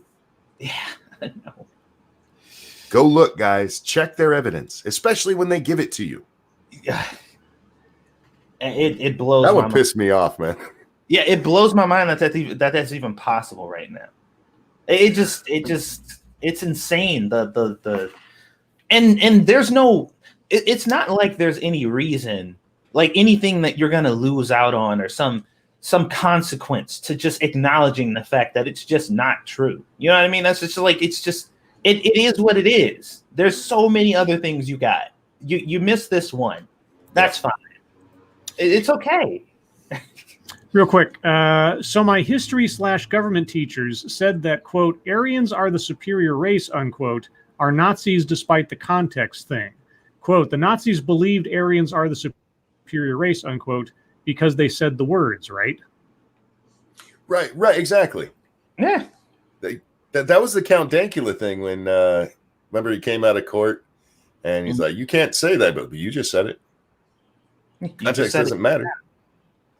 Context doesn't matter. You just said those words. You just said them. As a matter of fact, everybody on every single person that has repeated what Trump has said in a quote also said what Trump said. Yep. Well, let me go back to Biden's speech for a moment last night. Last night, Joe Biden said that everybody in America is a decent person. Using their logic, he just called all of those people that they say Trump called very fine people, those Nazis and those Aryans, decent people. Everybody in America is a decent person. Well, Joe supports Nazis. Dun, dun, dun. I'm telling you, man, if Trump wants to have a really successful campaign, I think what he needs to do is every time Biden puts out a tweet, he needs to copy and paste it and retweet it. Yeah. Like every time Biden tweets, he needs to copy, paste it, and retweet it. Every single time. And just see how these people take the word. And there'll be people, and I know it, there'll be people who don't either follow Biden's tweets or anything like that specifically, and reword it a little bit to make it, to change the direction of the tweet. Like if it's against Trump or something, like just change a few words just to, and watch these people tear apart these statements and make it seem like only a horrible human being would utter these words, and just simultaneously link Biden's actual tweet up under it. Like, yep, that was him. You people are so fucking stupid. And I just, it's very difficult for me to understand how these people breathe without assistance. Right. I can't even. That was like the main thing that pissed me off today. There might have been some other shit, but I don't even fucking know. Once again, I almost did a video. I was like, oh, you fucking people. We're getting closer, ever so closer to a video on Satsu's channel. We'll see. But anyway, that's all I'll pick for now. All right, Monkey, what do you got? Did we talk about the video? Because I think I saw this because of you and somebody else retweeted it, Satsu, about that reporter at the courthouse who the crowd wouldn't let out of his car. No. Oh, yes, actually. Wait, was that Seattle? Or is it somewhere else? I think it's Seattle. Yeah, it's Seattle. Okay, yeah, I did see that. Yeah, I saw it. And the But way did we people talk reacted about it? to it. No, we didn't talk about it. No. Okay. So, guys, there's this reporter who pulls up to the courthouse there in Seattle to try to record stuff for the news. And the peaceful protesters there wouldn't let him out of his fucking car. And then once he finally did make it out of his car, they're covering his car. One guy threatened to come to his house. Once he did get out of his car, they're just blocking his camera, put his hands all over the fucking lens. And as I was watching this, it's just like, I wonder how many people this reporter has told that there's nothing but peaceful protesters out there. That what you're hearing about these rioters is just right-wing talking points. Because it's a scary situation this guy's in. I'll toss the link into the chat, and you guys can watch it for yourself and see. Yeah, super chat there, but. Thank you, James Colley. Actually, Biden went a step further with his statement. He supports cops who end black lives and fascist behavior. Oh, true. Everyone. But he also earlier suggested that if you don't vote for him and you're not black, you're not a decent person. Some of the language he used. Oh, that was one of my favorite parts of the whole thing. Do you guys remember the guy who took the big pay cut so he could give a lot more money to his workers? It was a big story a couple years back. Wasn't that the guy at Costco or something? Or? No, it's not Costco. It's some advertising firm not advertising firm. Kind of advertising. He helps people with payments. That's what it is. Oh, yeah. The payment. Yeah, that's right. The payment processing company. Yeah. Okay. Gotcha. Right. He tweeted this out today. Amazon, profit up 100%. Walmart, profit up 80%. Target, up 80%. Lowe's, up 74%. Microsoft, Facebook, Apple, Google, stock at record high. Small businesses, 21% closed. Revenue down for the rest, 30%. We're seeing a monumental wealth transfer from mom and pops to conglomerates. All of what he just said there, all of it, is because those first ones were deemed essential. Mm-hmm. Right. Yep. And the other ones had to close down. Yep. There's a wealth transfer. You can call it that if you want to, because it's what's happening. But at least be honest about why it's happening. It's not happening because he actually goes on in a further post to tell people, make sure you're supporting your local mom and pop stuff. They're not open. We can't. Most small businesses are restaurants and they're bars and they're little places that don't have to be part of a major chain to succeed in a location. Yeah. And they run on a very small margin. And when you tell them they can't work for months on end, they close down. Mm-hmm. It's just what happens. Yeah. They don't have like vast reserves of cash to just sort of wait it out or anything. They're basic. I mean, a lot of stores, for all intents and purposes, given the leases and then raising rates on space and everything, they're effectively living paycheck to paycheck for the most part. Yeah, they usually, if they had a complete downturn like we've had in their business, maybe 2 months, maybe. Yeah, right. 2, 3 at the most. That's about the max for most small businesses, how they can carry themselves forward if some catastrophe happened like this. Mm-hmm. And that's usually the advice most people. I mean, as far as like individuals are told, I've heard this many times. It's like always make sure you have at least 3 months worth of your spending necessities saved up in case something happens to your job, because that gives you at least 3 months of padding to find a new job without too much disruption to your life or your living situation and so on. So if that rule generally rings true for an individual, same goes for most businesses, except obviously the amount of money is higher for a business. But yeah, so 2, maybe 3 months. I'm all for supporting your local mom and pop shops if you can. Absolutely. Right. Yep. But we literally can't. Yeah. Okay. And then finally, this one, I was reading it during the show because I woke up just before the show, guys. And then I went and saw the girls real fast. And then, so I had nothing. So I was looking through this. Soledad O'Brien. Oh, yes. She overreacted a little bit today. Here's the thing that she's reacting to. Sarah Longwell, I don't know who she is, says, obviously Joe Biden is not a political conservative. And yet, last night's speech, with his emphasis on flag, family, faith, and character, was more thematically conservative than any speech I've ever heard Trump give. Now, that's not her saying that those are only conservative things. That's her saying that that's their theme. It's what they run with. And it's true. They do. Whether it's true of their people or not is debatable. But it is certainly what they've, at least in my lifetime, what their conventions are about. It's what most of their speeches hit on. And it is just not Trump at all. So what she's saying here is that he's thematically, that was far more conservative than Trump goes. And Soledad went, flag, faith, family, and character are not conservative values. She didn't say it was. What? Oh, she's not done. What is wrong with you? What kind of terrible person says this? Do you not know any people of color who over-index in servicing their nation? Have you met no black evangelicals? Re-examine your life choices, lady. Wow. Right? Have you not met any black conservatives, you fucking uppity ass bitch? I know, right? Like, what the fuck? Oh, I laughed. There was one moment that I was muted earlier because I was laughing. This reaction is so over the top. My God, dude. Can somebody make a service where every time somebody goes off the fucking rails like that, somebody just shows up and hits them with a fucking WWE chair? Like, just out of nowhere.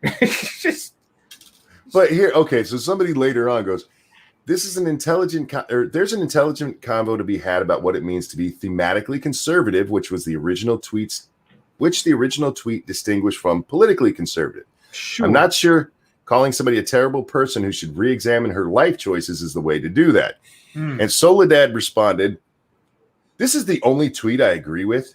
You're likely complimenting Biden by pointing out that he is thematically conservative is a very enraging thing.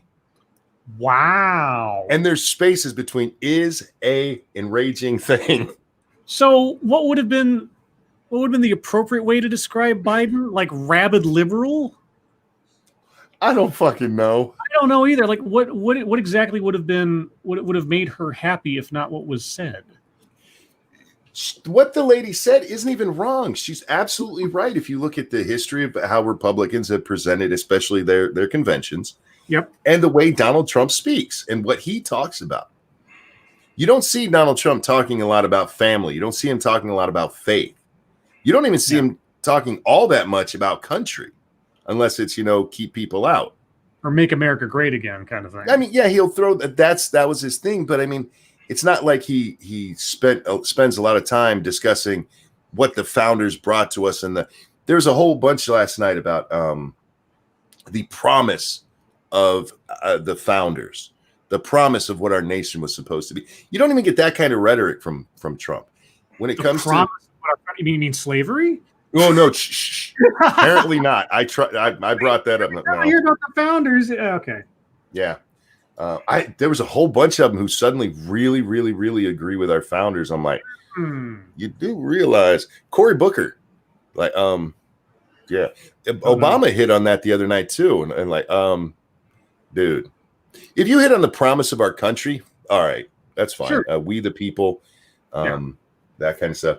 But of the men, like, you might want to back that up a little bit. They're going to be mad at you. But yeah, so Soledad's freak out, that was wonderful. Soledad, never stop being you, sweetheart. I remember when I first saw her, MSNBC, It was early on in the days. They brought her in as the internet woman. Oh, well, that's because, so the very first time I ever saw her was on this show called CNET, which was the TV show extension of the website, where she was like one of their correspondents. And it was like this 30-minute show where they're going over the latest, like, in computer technology at the time. This is back in like the mid to late 90s or something, when she was basically a teenager. And that's the first time I ever saw her. So when I saw her name pop up on like CNN, I said, wow, she's really rising in the ranks and things. And so yeah, I've known of her for forever, unfortunately. Yeah, no, I saw her there, and then she just kind of disappeared quickly because apparently she's kind of a cunt to work with. Oh, she's a bad woman to work with. Yeah. And truth be told, she showed up as the moderator on a panel discussion. I did a video on a while back where they were talking about intersectionality. And lo and behold, in talking to these 4 authors, activists, or whatever about it, she asked them a question. She said, so, we talk about intersectionality, and there's so much going on there, and there's, it's kind of hard to tackle. So what would be your top 2 things that you would tackle right now when it comes to women's rights or something like that? And there's crickets. I'm not even, well, I mean, I added the cricket sound effect, but there was like silence. They just, all 4 women went silent. And she's like, anybody? And she actually pressed them on that when they didn't answer. And it was actually very refreshing that she actually did that. And I think maybe something's changed in Soledad over the years. But anyways, I'll let you have, Monkey. No. Yeah, well, no, I just want to just chat real quick because Joe asked, where did race come into this? Well, it's like Satsu pointed out. There are black conservatives, but there are some people who don't think that. And often they tend to be black people, like Soledad. Yes. They often tend to be the same black people who also think that black people are not a monolith. Yes. Oh, yeah. They believe this very far. We are not a fucking monolith. Wait, what? There's Negroes out there who don't think how we're supposed to? Like, in the same breath, they'll say that. Like, we're not a monolith at all. We all think differently. We're very diverse, except for those coons who think differently than we're supposed to. Fuck those guys. Like, oh, okay. Cool. I just want to make sure that we're all on the same page here. And that's why I said, what Joe said the other day, where he suggested black people think the same. I don't think all black people think the same. I think they're expected to by the Democratic Party. And by their own people for the most part. Yeah. No, that's it, though, Scribe. Okay. Well, guys, rest of the time is yours. So if you have comments, questions, complaints, conspiracy theories, or suggestions, please put them in the chat now. If you have questions for us directly, please put plenty of chat marks after those. If you have statements for us to consider, please put plenty of statement marks after those. Are you guys gaming after this? Yes. Yes. All right. So over on 2 cents plus, after this, you guys can watch Monkey and Satsu chase zombies in 7 Days to Die. Make an OP base, I assume. And then remember, guys, tomorrow night, per usual, will be on Monkey's channel at the regular time, 6 p.m. Pacific, 8 p.m. Central, 9 p.m. Eastern. And tomorrow at noon, I'll be doing a TED Excellence. You'll have to wait and see what it's about because it's going to be a doozy. I'm spending tomorrow morning having breakfast with my sister, so I'll be home in time for that. But yep, that is the excitement for the time being. Let's see. Frosted Glass. Mata Winter beat you out. Oh, lords, would you all try zesty Italian sausage pasta?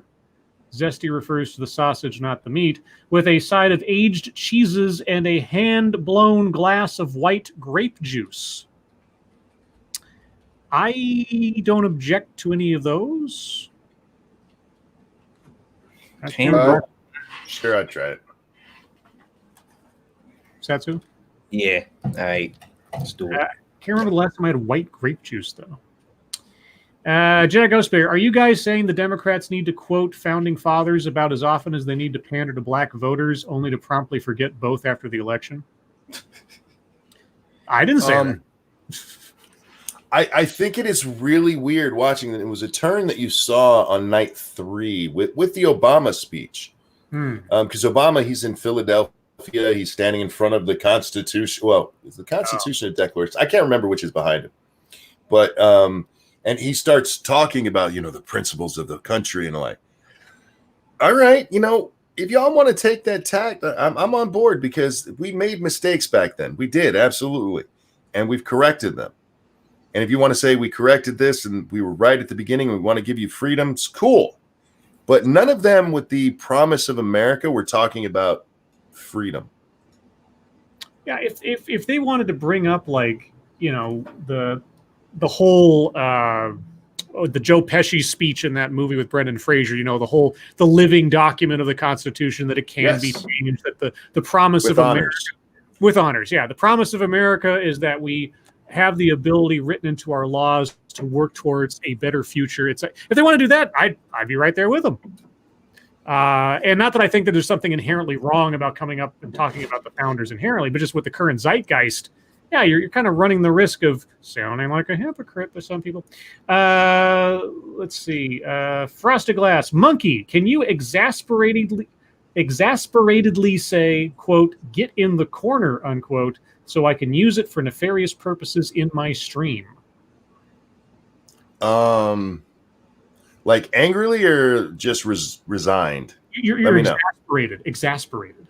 But I can do that either way. I mean, I can be exasperated, angry, or I can be exasperated, like, get in the corner. Okay, here, I screwed it up. Okay, do both, but put a long pause in between the two for audio purposes. All right. Frosted, get in the corner. Or, Frosted, get in the corner. There you go. There you go. Let's see. Dark Alile, do you think if a similar shutdown happened in the very early days of Walmart, Costco, or other big businesses, would they still be around today? Ooh. The early days. I mean, early days of Walmart goes back a long way. Costco, didn't Costco only show up in like the 80s or something? Something like that, yeah. I mean, if we talk, in the early days of, any business that was not established nationwide as some sort of like necessary backbone of American consumerism, yeah, no, Walmart wouldn't have made it. Costco wouldn't have made it. In the early days before they established themselves, sure. Depending on what their funding was as big bulk retailers, if they couldn't retail anything, they're going to go under real quick too. If they didn't have enough weight to justify them being kept open, yeah, they go under, no doubt. Cannibalistic Wizard, if the Alien movies and the Predator ones are racist, what does that make Jane Goodall's life work? Oh, no. Oh, shit, son. Gorillas in the Mist. It would be really nice if anti-racist people stopped seeing blacks everywhere negative. Wouldn't it, though? Because you're the ones doing it. It's so, I just picture a scene with a therapist and they got these cards and it's just like, here's a gorilla. What do you think of? Negroes. Like, oh, okay. Just like, let's do some word association. Predator, black male. God damn it. What? Yeah. Okay. Yeah. Rapist, white male. Oh. Brood mother, black woman. Black woman. Oh, God. Let's see. Check your logic. Would it have helped if Trump said, quote, some people did something, unquote? Oh. Yeah. She got reelected, didn't she? Or she's going to be probably, right? Some people did something, lady. Omar. Yeah. Ilhan Omar. Yeah. Oh, yeah. She won her primary and she'll win that area is blue. So, yeah, she'll win. Okay. Pyrus Creed, with the British Isles outlawing rough sex, does that mean that it's now illegal to have sex with a virgin woman since they bleed the first time? Oh. Any harm? Any bodily harm? Yeah, I guess. Broken hymen? Angry Illinoisian, with the new boss being around, are you going to go after it in Fallout 76? If so, I'd like to join. Well, not me, but that'd be a Monkey and Satsu question. I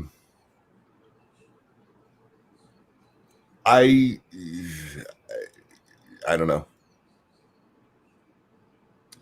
Yeah, I'm currently replaying Fallout 3 actually because I prefer a more classic, reasonable Fallout experience than 76, which seems more like a cartoon, honestly. Not that Fallout 4 wasn't edging towards cartoon territory, but yeah. I had fun in 76, but yeah, I'm probably done with it. I don't know if I'll go back to Fallout until 5 comes out. Let's see. Spittlebuggies, wondering if any of you have eaten coon. It is good with collard greens. I've never had raccoon, no. Oh, actual raccoon? No, I've had some exotic meats like alligator and crocodile and moose and stuff before, but never had a raccoon, no. We haven't run out of cows, pigs, and chickens yet. I don't eat this weird shit. Yeah. Mr. Scott J7. Oh Lords, would you rather read a 100 Motto Winter questions or do a whole show with Frosted Glass articles? I would actually wouldn't mind a whole show of Frosted Glass articles. We have a lot of good discussions about those. If we had a whole show of Frosted Glass articles, we'd get through about 3 articles. Yeah.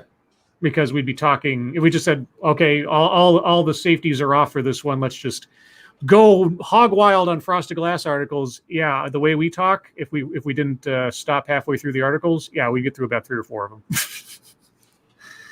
Ryan, this talking to somebody. George Mason, Satsu is now logged into 7 days to die. Does that mean he's not paying attention to this anymore?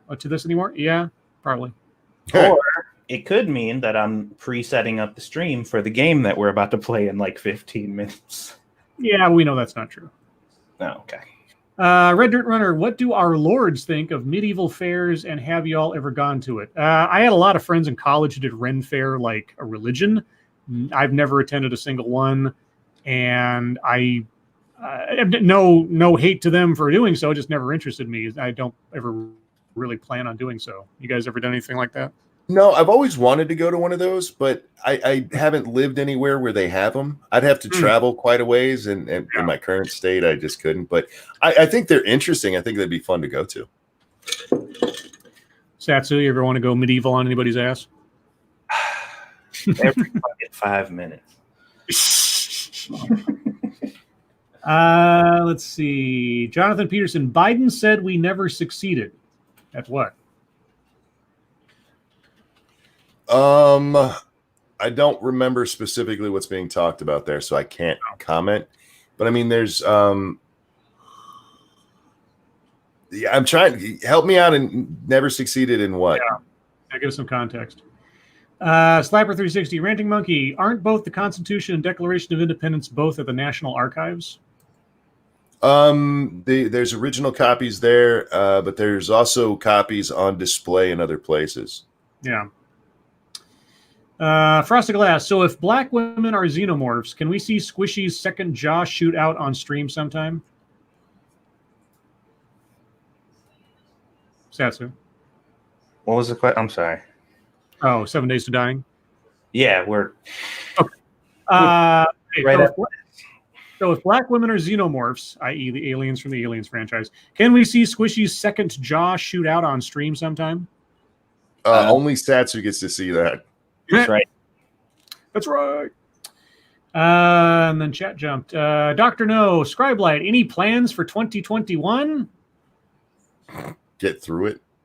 Get through this year first. Live stream the inauguration, maybe. Just to laugh at whatever happens, because either way, I'll find some humor in it. I don't know. Hopefully not get sick, that kind of thing. Still be employed. I mean, it's a hope, not a plan necessarily. We'll see. Let's see. Dr. No, Satsu, how is Squeedus and what is she up to now? She is sleeping right now, which she should be, and she's doing good.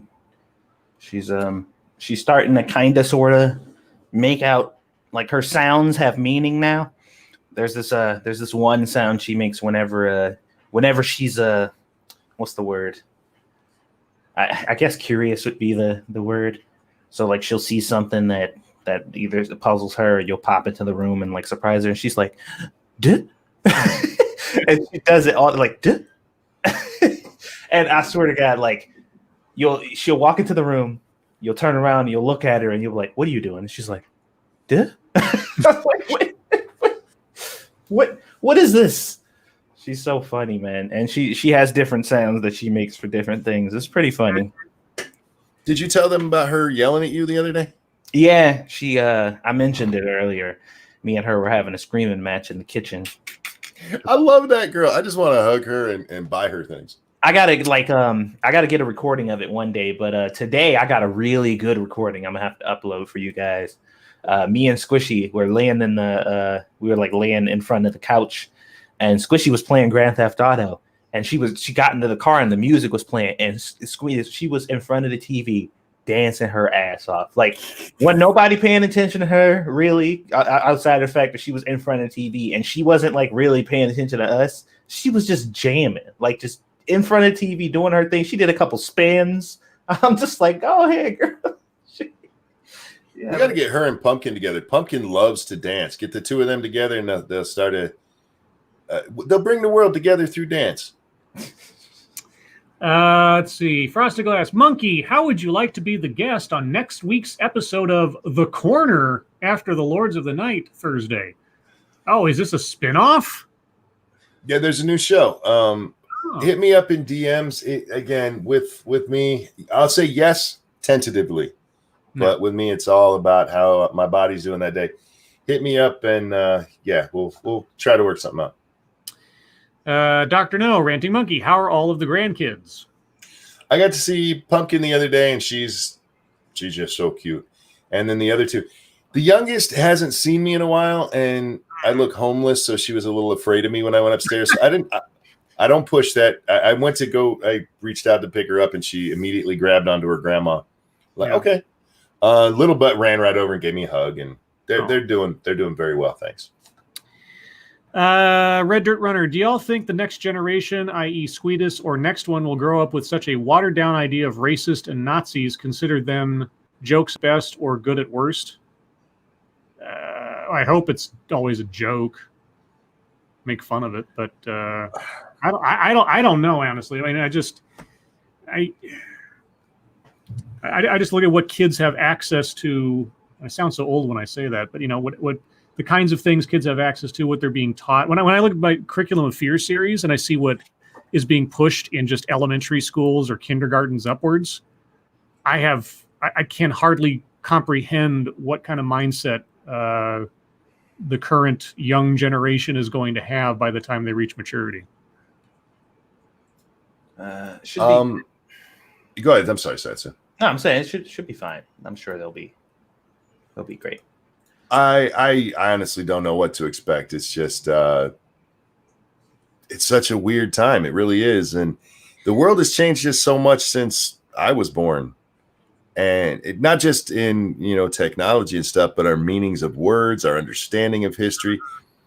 It's a crapshoot, really.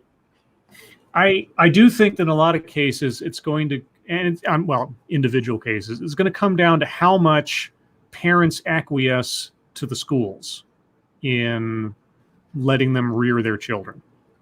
I've seen lots of examples over the years of parents that essentially defer their responsibilities to the culture of the schools they take their kids to, which is just frightening to me.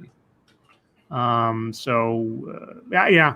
know. I mean, it could go either way. Hopefully things will find their equilibrium again, as they often do in history, but I hope for sooner rather than later, but I don't know.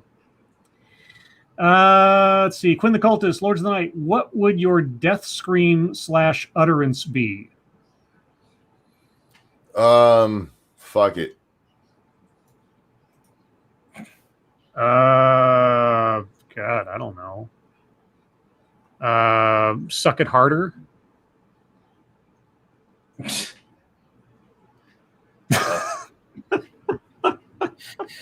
How do you follow that? I don't know. Ain't no telling, man. Hopefully, when I do die, it is unexpectedly. I have no idea that it's coming. It just happens. That's the way I want to go. I want to go not expecting it, because I don't think I can deal with the "you're going to die" conversation. Like, yeah, you got a little bit to live, enjoy, and I'm like, oh yeah, okay. Let's see. Midnight Exile. That's an interesting question. What does Satsu intend to teach Squeedus about racism? I'm gonna teach her that it exists. Don't subscribe to it. That's all she needs to know. Yeah, kind of like People Magazine.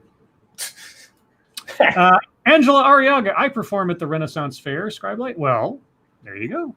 Yeah, I know a lot of people. I like. I'd say, God, of the people that I hung out with in college, I'd say 70% of them were involved with Ren Fair, either regularly or rabidly. Really, that's how kind of went.